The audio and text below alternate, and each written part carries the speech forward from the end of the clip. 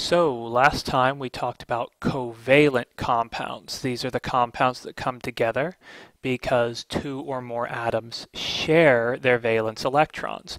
There's another way to form compounds that's with ions. Those are called ionic compounds. So let's just refresh our memory a bit about what an ion is.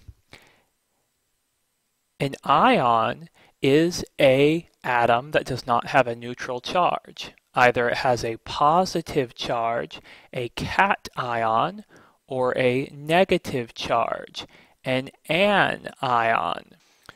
And what makes an ion form? Right, the atom just wants to be happy. It wants to have a full valence shell. Either it's going to get rid of an electron and become a cation by going down to the next full shell, or it's going to get an electron. It's going to become an anion to become negatively charged and have a full outer shell of the one it was working on. Now, it doesn't have to be just one electron. It could be 2 or 3 electrons as well. And then what happens when we put a negative charge and a positive charge near each other? They attract. That's right. So I just want to show you real quick how this is going to work. Okay, so here we have lithium with 1 valence electron. It's a good deal smaller than I wanted, but I think you can see that. And we have fluorine with 1, 2, 3, 4, 5, 6, 7. Okay. Now, lithium's going to want to get rid of it, so it's going to give its electron to fluorine over here. And when that happens, let's see if I can make that just a bit bigger.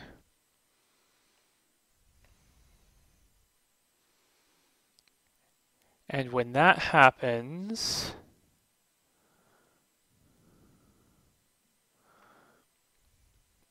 the fluorine now has 8, and the lithium has dropped back down to its inner shell, so the lithium is going to have 2. So it's happy, the fluorine's happy, but the lithium now has a positive charge because it got rid of 1 electron.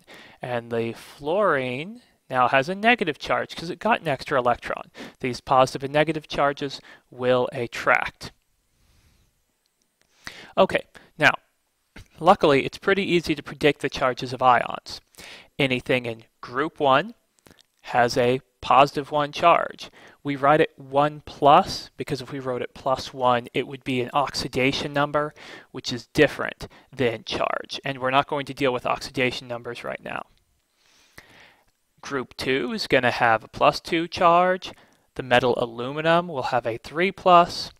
Halogens will take a minus 1, the oxygen group will have a 2 minus charge, and the nitrogen group will have a negative 3 charge. At least the non-metals in those groups will. Others may vary. For example, copper 1 has a positive 1 charge, copper 2 has a positive 2 charge. There's also lead 2 and lead 4. So anyway, the transition metals can be hard to predict, but luckily the name usually tells us the charge. Okay, so a little bit about ionic compounds. An ionic compound is going to form in such a way that the overall compound has a neutral charge. All the positives and all the negatives are going to add up and cancel out. This is always going to be between a metal and a nonmetal. You'll recall that a covalent was 2 nonmetals, but ionic is always going to be a metal and a nonmetal. There are some differences between covalent compounds, molecules, and ionic compounds. First of all, when we say something like lithium fluoride, that example that we looked at, we're not saying that there's just 1 lithium and 1 fluoride. That's just a ratio. There's going to be, let's say, 150 lithiums and 150 fluorides. They're all joined together in a crystal lattice, all strongly connected together in a crystal structure. Since they're so strongly connected, Ionic compounds will have a higher melting point than covalent compounds. For example, you can melt sugar with a candle. You can't melt salt unless you have much hotter flame. Ionic compounds are also going to be more brittle than covalent compounds because they're so tightly held together. As far as naming ionic compounds, in my opinion, these are much easier than covalent compounds. Since you know the charge of all the ions, you don't have to use the number prefixes. So all we need to do, list the metal, or more specifically, list the cation first, and then list the nonmetal, the anion, with an "ide" ending, sort of the same as in covalent. So let's take a look. Go ahead and pause for a minute, take a look at these on the periodic table, and try to come up with a name. So what we have here is sodium chlorine, but we changed the ending to an "ide, so it's sodium chloride. It's table salt. How about this one?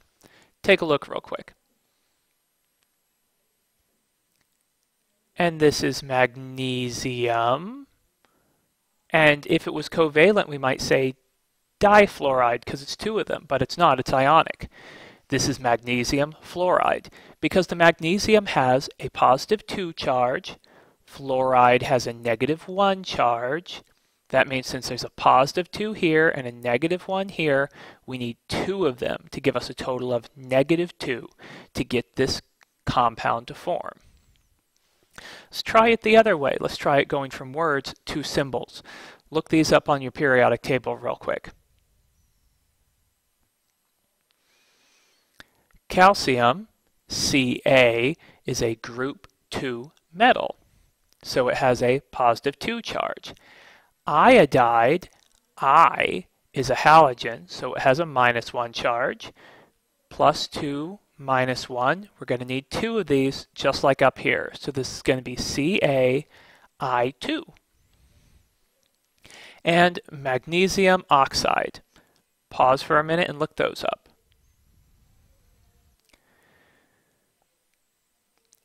Mg, 2+, O, 2-. That's already set, so this is MgO. As simple as that. Except not quite as simple as that. There's one more wrinkle we have to throw in, and then we're done with ionic compounds for today. Polyatomic ions. What a polyatomic ion is, it's a covalent compound that has a charge, so it's sort of a combination of the two. For example, nitrate. This is, we can see, covalent. It's got a nitrogen and 3 oxygens, which is, as we would have known from covalent compounds, these are all nonmetals. So we might even call this nitrogen trioxide, but it's not, it's nitrate. Because it has a -1 charge, it gets a special name. And because it has a -1 charge, because it is an anion, that means that it can form a bond, an ionic bond, with a cation. Now there's a number of polyatomic ions over here that you should know. I'm going to tell you, and that's also in table 2 of the book, but I want you to know 6 in particular. Nitrate, ammonium, nitrite, carbonate, sulfate, and phosphate. If you know those 6, you should be good for the majority of what we're going to do. I'll also give you a table if you need it so you can look up any of these.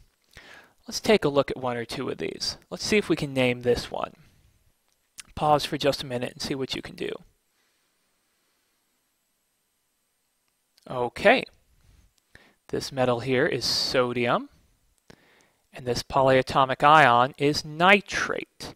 So it's sodium nitrate. We don't need to change the ending to "ide" on polyatomic ions. Sodium nitrate, because we've got a +1 from the sodium and a -1 from the nitrate. What about magnesium nitrite?